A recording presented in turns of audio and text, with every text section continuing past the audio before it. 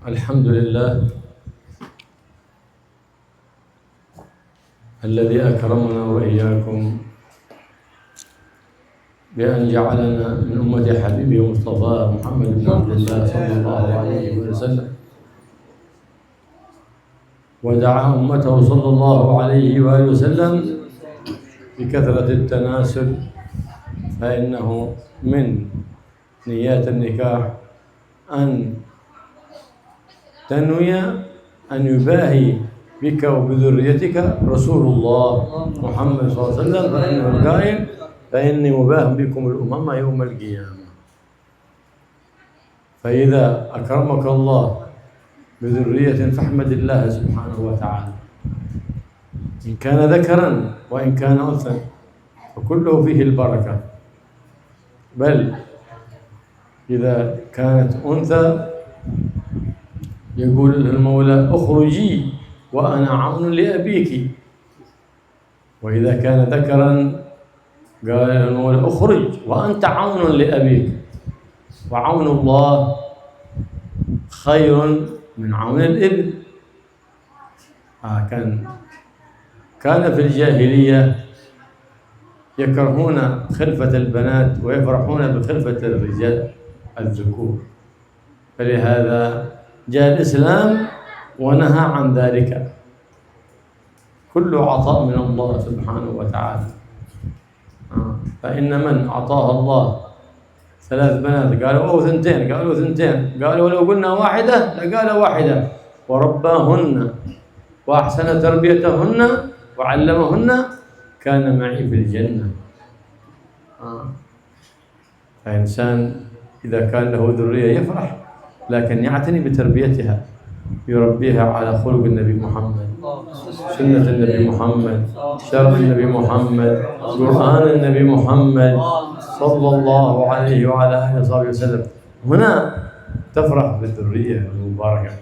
ولهذا ندبنا النبي محمد صلى الله عليه وسلم أن نحصن أبناءنا قبل أن يولدوا، من حين النكاح، نيات صالحة في النكاح، من حين الالتقاء والاجتماع والجماع حينئذ بنيات صالحة.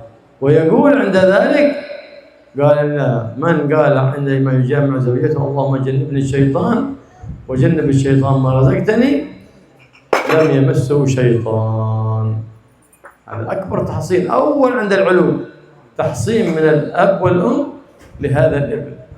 إذا حصنته لم يقربه شيطان أبدا. ذلك لو قدر الله بينهما مولود لم يقربه شيطان ولم يمسه شيطان.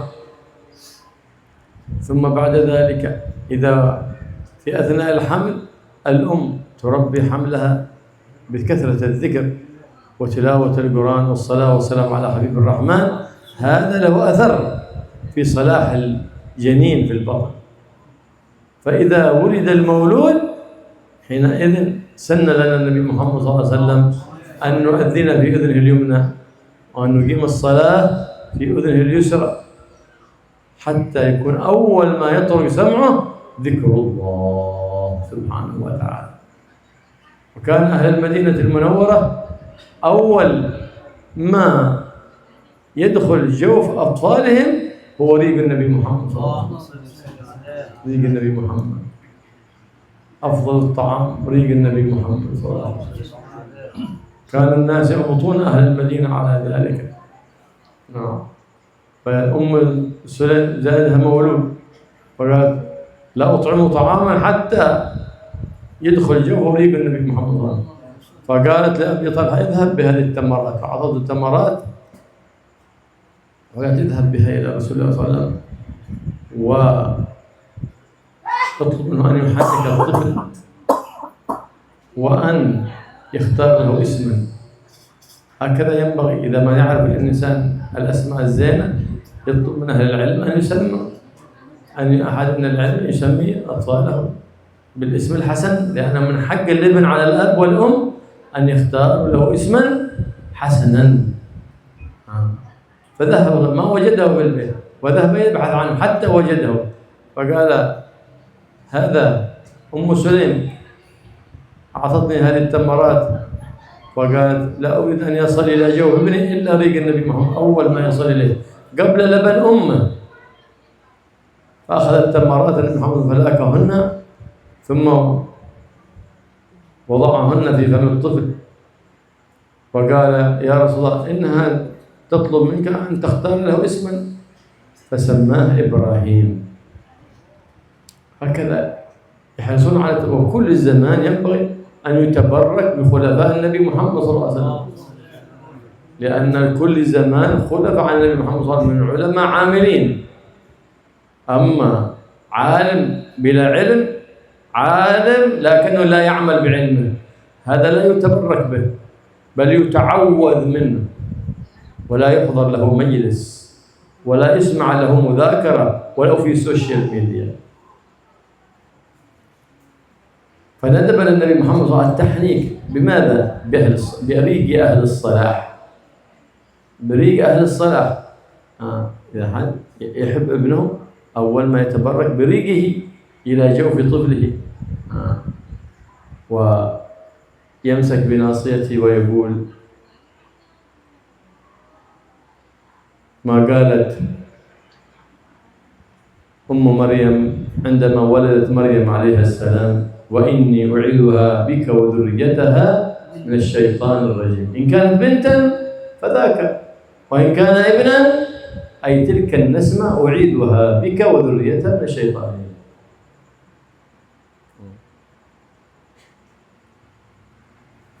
فندب النبي محمد صلى الله عليه وسلم ذلك حتى يكون في ذلك تحصين. تقرأ هذه الآية 3 مرات فيكون ذلك فيه أيضا تحصين لذلك المولود ببركة القرآن وببركة ما أشار به علينا حبيب الرحمن محمد صلى الله عليه وعلى آله وصحبه وسلم. ثم ندب لنا العقيقة حتى ينشأ الطفل بصحة وعافية وينمو نمو أمثاله. فقد قال صلى الله عليه وسلم: المولود مرهون أو مرتهن بعقيقته حتى ينمو أمثاله. فندب لنا العقيقة ونبل إظهارها، وكان الإمام الشافعي يسميها النسيكة. وأما العقيقة هو ذلك الشعر الذي على الطفل، فندب لنا حلق ذلك الشعر ووزنه بالفضة والتصدق به، أو الذهب والتصدق بقيمته بذلك من ذهب أو ما يقابله من الربية أو الريال أو غير ذلك.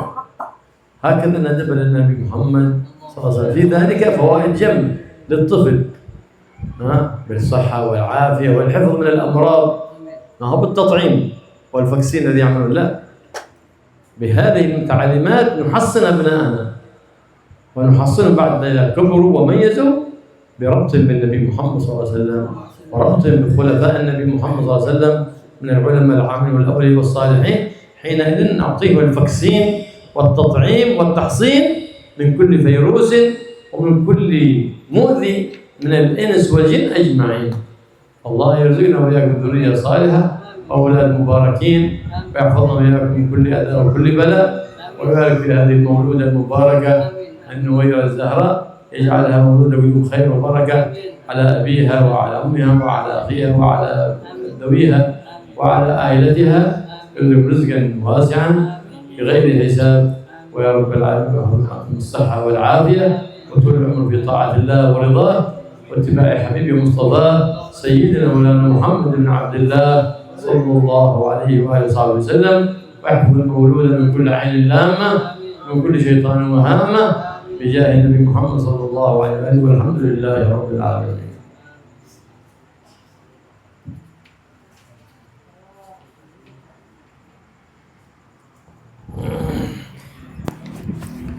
Alhamdulillah rabbil alamin. Allahumma shalli wa sallim ala sayyidina Muhammadin wa ala alihi washabihi ajma'in. Amma ba'du, beliau Al-Habib Abdullah bin Abdurrahman Al-Mukhdar mengatakan, alhamdulillah, segala puji bagi Allah Subhanahu wa taala yang telah memuliakan kita dengan dijadikan sebagai umatnya Nabi Muhammad sallallahu alaihi wasallam. Nabi sallallahu alaihi wasallam telah mendoakan kepada umatnya dengan banyaknya keturunan. Nabi senang dengan banyaknya keturunan pada umatnya, dan Nabi mendoakan hal tersebut. Dan termasuk niat daripada niat-niatnya nikah adalah itu apa? Dengan kita menikah, kita akan dibanggakan, keturunan kita yang akan lahir daripada kita akan dibanggakan menjadi orang-orang yang dibanggakan oleh Nabi Shallallahu Alaihi Wasallam. Karena Nabi Shallallahu Alaihi Wasallam bersabda, sesungguhnya aku akan membanggakan kalian wahai umatku kelak di hari kiamat dengan banyaknya keturunan kalian. Maka ketika seseorang diberikan kemuliaan oleh Allah Subhanahu wa taala dengan seorang anak yang lahir, baik itu laki-laki ataupun perempuan, maka hendaknya dia bersyukur kepada Allah Subhanahu wa taala, karena anak yang lahir itu ada keberkahan di dalamnya. Baik laki-laki ataupun perempuan, semuanya ada keberkahan. Bahkan ketika yang lahir itu perempuan, maka disuruhkan kepadanya, Allah Subhanahu wa taala menyuruhkan kepadanya, keluarlah engkau wahai bayi perempuan itu, keluarlah engkau dalam keadaan aku, kata Allah, akan menjadi penolong bagi ayahmu. Ini kalau bayinya itu perempuan. Keluarlah engkau dalam keadaan aku akan menjadi penolong untuk ayahmu. Ketika yang keluar itu bayi laki-laki, maka dikatakan keluarlah engkau wahai bayi laki-laki, sedangkan engkau akan menjadi penolong untuk ayahmu. Bayi laki-laki tersebut akan menjadi penolong untuk ayahmu. Maka di sini lihat ada perbedaan yang sangat jauh. Bagaimana pertolongan Allah pasti adalah pertolongan yang lebih baik daripada pertolongan si anak tadi terhadap ayahnya. Dahulu itu di zaman jahiliyah, orang-orang itu tidak senang ketika ada keturunan yang lahir itu perempuan, tak senang mereka. Kalau yang lahir itu laki-laki, mereka senang. Kemudian Islam datang di zaman tersebut menghapuskan kebiasaan tersebut, menghapuskan hal itu dengan tidak senang akan kelahiran sosok bayi perempuan. Islam menghapuskan hal tersebut. Islam memuliakan.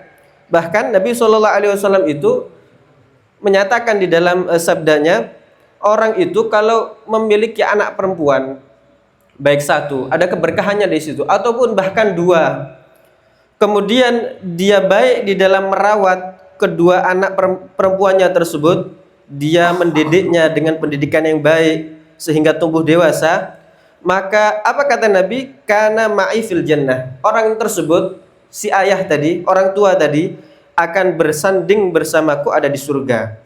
Siapa ini? Orang yang memiliki dua anak perempuan, kemudian dia baik di dalam mendidik mereka berdua, baik di dalam merawat mereka berdua. Maka Nabi Sallallahu Alaihi Wasallam menyatakan, aku akan bersanding dengannya kelak ada di surga. Maka kebanggaan di dalam keturunan itu ketika kita bisa mendidik mereka. Itu kita baru senang di situ.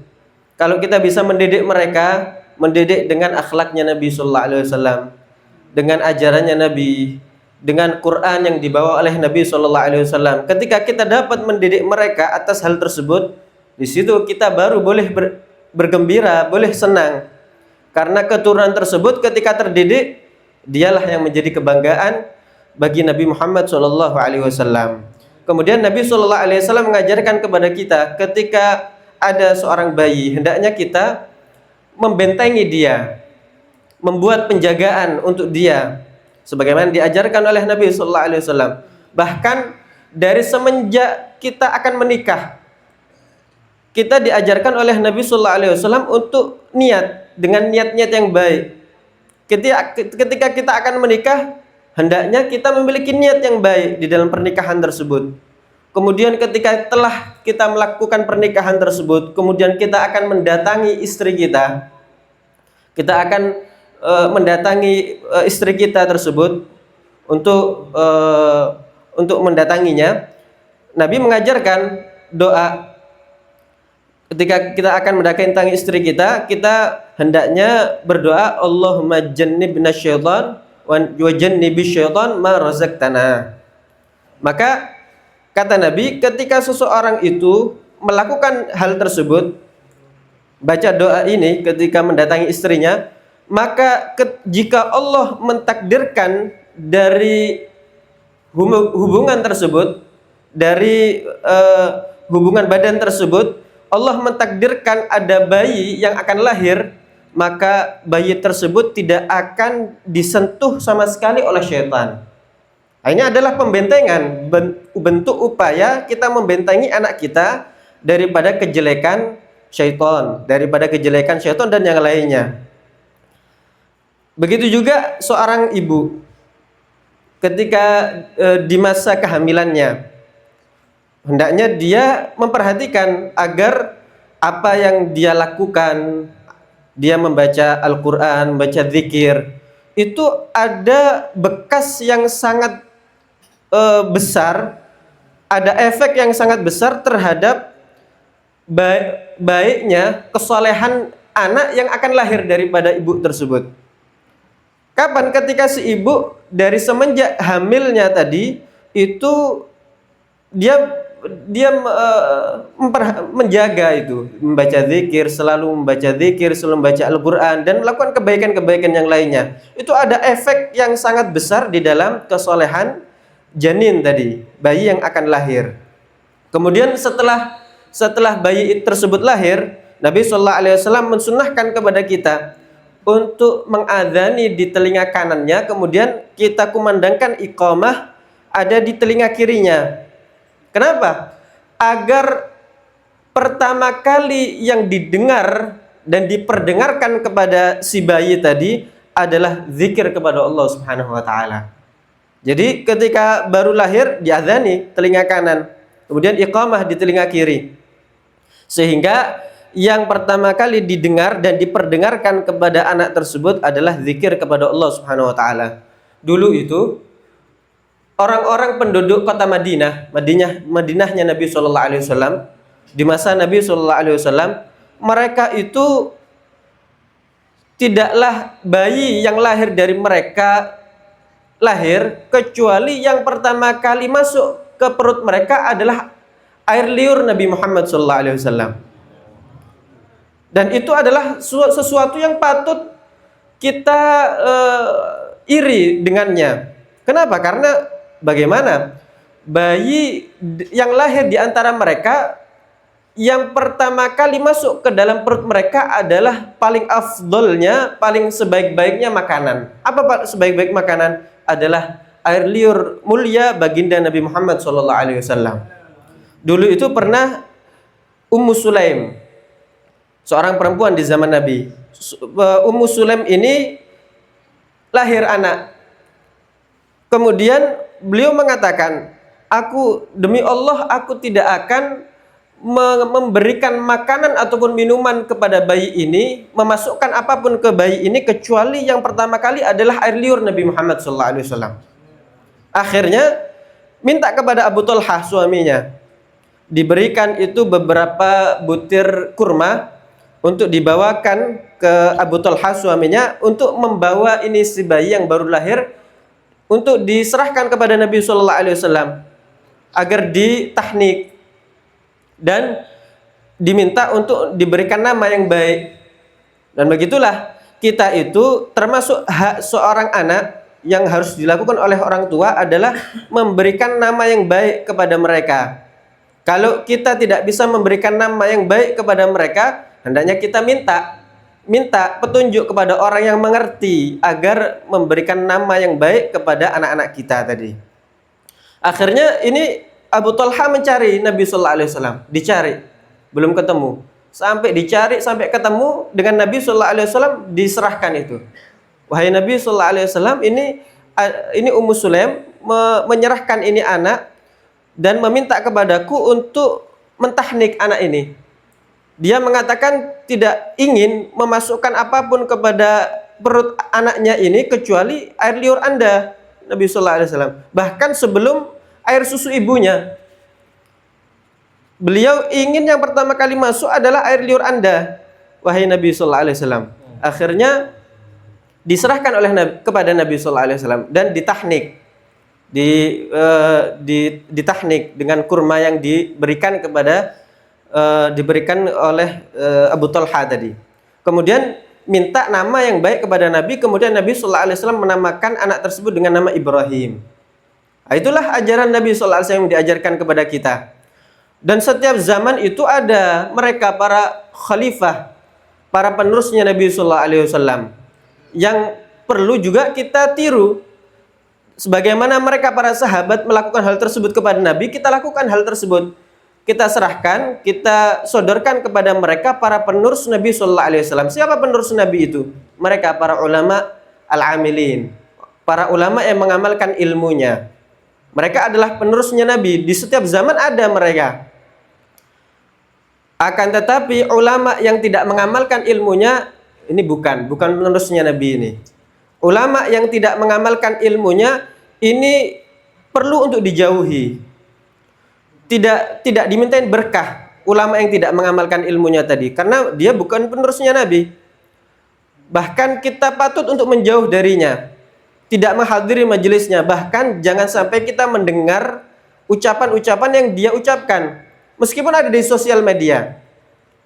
Adapun ulama yang mengamalkan ilmunya, merekalah para penerus Nabi Muhammad SAW di setiap zaman yang patut untuk kita mintai keberkahannya. Akhirnya tadi setelah diserahkan itu kepada Nabi oleh Abu Talha, kemudian Nabi SAW memegang ubun-ubun anak tadi, bayi tadi, kemudian beliau mendoakan, berdoa dengan zikir yang pernah dibaca oleh ibunya Sayyidatuna Maryam untuk membentengi si anak kecil ini.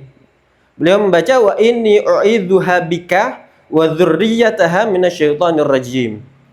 Wa inni u'idzuha, dan sesungguhnya aku telah membuat perlindungan kepada u'idzuha bika wa dzurriyyataha minasyaitonir rajim. U'idzuha ini kalau bayinya perempuan, atau meskipun bayinya laki-laki, u'idzuha diniatkan ha di sini kembalinya ke an-nasmah, ini jiwa.